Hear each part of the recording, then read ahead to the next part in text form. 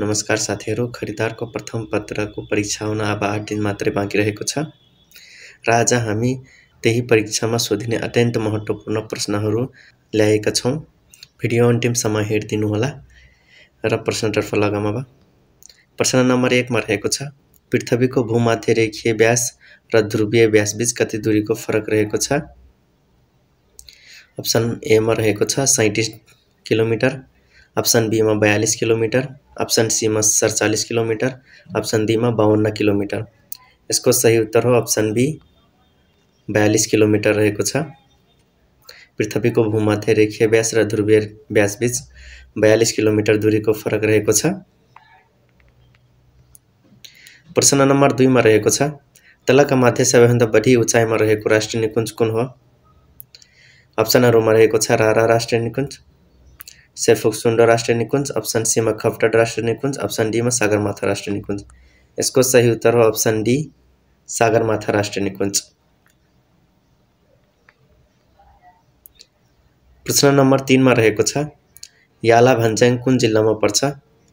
अप्सनहरूमा रहेको छ अप्सन ए मा डोल्पा, अप्सन बी मा हुम्ला, अप्सन सी मा मुगु, अप्सन डी मा डार्चुला। यसको सही उत्तर रहेको छ अप्सन ए डोल्पा। याला भन्ज्याङ डोल्पा जिल्लामा पर्दछ। प्रश्न नम्बर 4 मा रहेको छ, सोमवंशी राजाहरूको शासन केन्द्र कहाँ थियो? अप्सनहरूमा रहेको छ ए गोकर्ण, अप्सन बी मा भटगाउँ, अप्सन सी मा गोदावरी, अप्सन डी मा मातातीर्थ।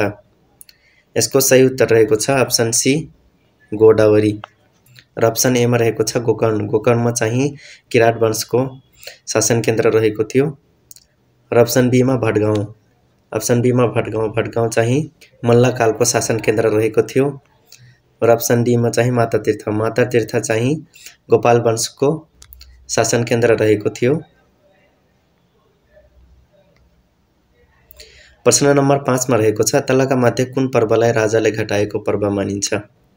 अप्सनहरूमा रहेको छ अप्सन ए मा भण्डारखाल पर्व, अप्सन बी मा कोट पर्व, अप्सन सी मा अलौ पर्व, अप्सन डी मा मकै पर्व। यसको सही उत्तर हो अप्सन सी अलौ पर्व। अलौ पर्व चाहिँ राजाले घटाएको पर्व मानिन्छ र मकै पर्व चाहिँ चन्द्र शमशेरले घटाएको पर्व मानिन्छ र कोट पर्व र भण्डारखाल पर्व चाहिँ जङ्गबहादुरले घटाएको पर्व मानिन्छ। प्रश्न नम्बर 6 मा रहेको छ, पाण्डेकी अड्डा कहाँ रहेको थियो? अप्सनहरूमा रहेको छ अप्सन ए मा हनुमान ढोका दरबार, अप्सन बी मा पाटन दरबार, अप्सन सी मा सिंह दरबार, अप्सन डी मा 55 झेले दरबार। यसको सही उत्तर रहेको छ अप्सन सी सिंह दरबार। पाण्डेकी अड्डा सिंह दरबारमा रहेको थियो।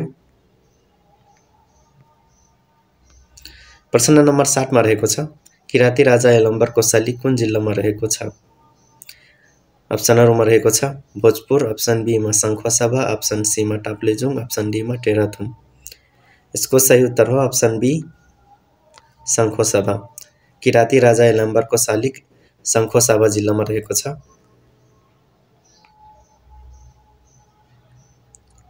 प्रश्न नम्बर 8 मा रहेको छ, काइनाइट खनिज पदार्थ तलका मध्ये कर्णाली प्रदेशको कुन जिल्लामा पाइएको छ? अप्सनहरूमा रहेको छ A Jumla, B Jajarkot, C Salyan, D Dolpa. यसको सही उत्तर हो अप्सन बी जजरकोट। काइनाइट खनिज पदार्थ कर्णाली प्रदेशको जजरकोट जिल्लामा पाइएको छ। प्रश्न नम्बर 9 मा रहेको छ, नेपाल कृषि अनुसन्धान परिषदको स्थापना कहिले भएको हो? अप्सनहरूमा रहेको छ विक्रम सम्वत 2040 साल, विक्रम सम्वत 2050, विक्रम सम्वत 2046, विक्रम सम्वत 2051। यसको सही उत्तर हो अप्सन ए विक्रम सम्वत 2040 सालमा नेपाल कृषि परिषदको स्थापना भएको हो। प्रश्न नम्बर 10 मा रहेको छ, नेपालको संविधानमा कति अनुसूची रहेका छन्? अप्सनहरूमा रहेको छ अप्सन ए मा 5, अप्सन बी मा 7, अप्सन सी मा 9, अप्सन डी मा 12। यसको सही उत्तर हो अप्सन सी 9। नेपालको संविधानमा 9 अनुसूची रहेका छन्।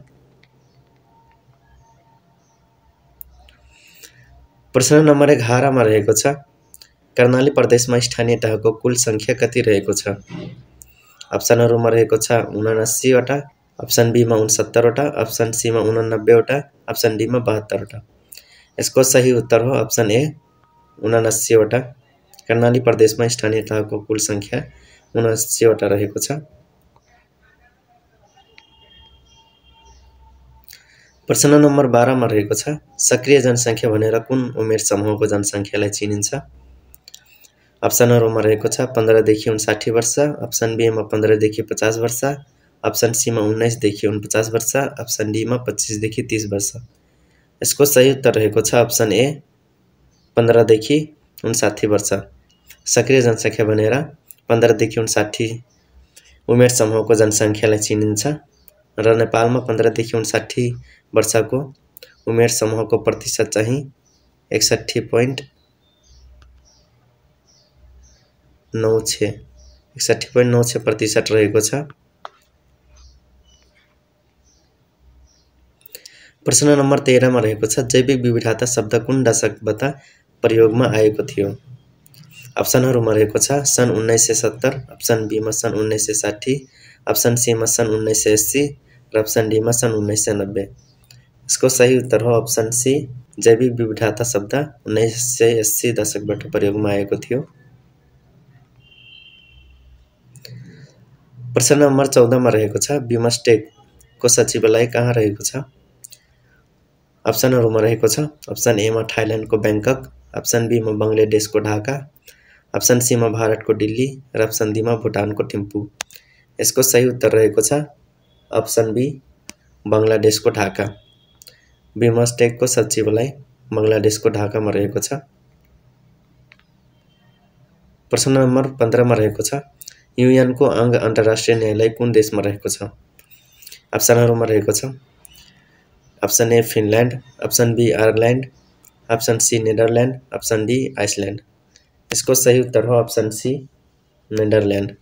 युएनको अंग अन्तर्राष्ट्रिय न्यायालय नेदरल्यान्ड देशमा रहेको छ। प्रश्न नम्बर 16 मा रहेको छ अणुबमका पिता भनेर कसलाई चिनिन्छ? अप्सन ए मा अल्बर्ट आइन्स्टाइन, अप्सन बी मा ग्यालिलियो ग्यालिली, अप्सन सी मा sir Isaac Newton, option D मा माइकल फ्याराडे। यसको सही उत्तर हो अप्सन ए अल्बर्ट आइन्स्टाइन। अणुबमका पिता अल्बर्ट आइन्स्टाइनलाई चिनिन्छ। प्रश्न नम्बर 17 मा रहेको छ मोबाइल फोनमा प्रचलनमा रहेको एसएमएस को पूरा रूप के हो?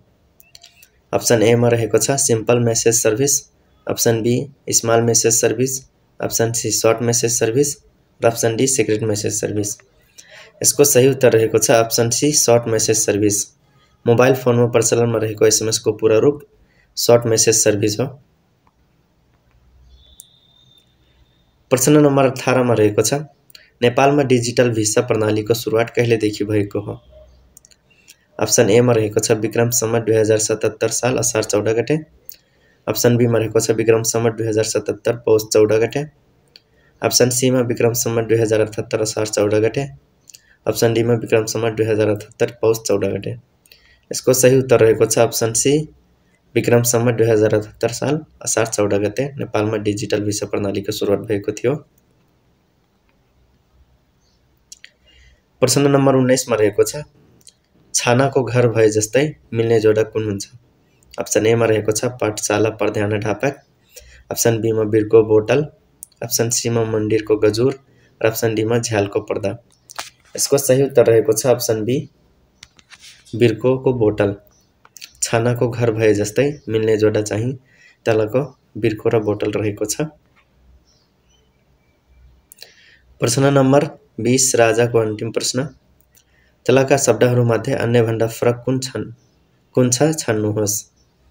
अप्सन ए मा रहेको छ फ्रोस्ट, अप्सन बी मा ड्यू, अप्सन सी मा फग र अप्सन डी मा मनसुन। यसको सही उत्तर हो अप्सन डी मनसुन। तलका मध्ये मनसुन मिलेको छैन। अप्सन ए मा हेरौँ फ्रोस्ट भनेको पनि शीतको ठोपा हो र बी मा ड्यूको पनि अर्थ शीतको ठोपा हो र अप्सन सी मा फग भनेको शीतको ठोपा नै हो।